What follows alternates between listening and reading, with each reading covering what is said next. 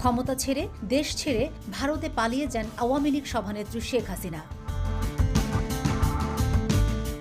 দীর্ঘ ১৫ বছরে তার শাসনামলে অতিষ্ঠ হয়ে উঠেছিল গোটা দেশের মানুষ। এরই জের ধরে ছাত্র আন্দোলন সরকার পতনের আন্দোলনে রূপ নেয়। তাতে স্বতঃস্ফূর্তভাবে যোগ দেয় আপামর জনতা। আইন শৃঙ্খলা বাহিনী দিয়ে পরিস্থিতি সামাল দেওয়ার চেষ্টা করেন তিনি। এতে বহু শিক্ষার্থী সহ সাধারণ মানুষ নিহত হন। এই আন্দোলনের জন্য বর্ষসেরা দেশের তালিকায় স্থান পেয়েছে বাংলাদেশ।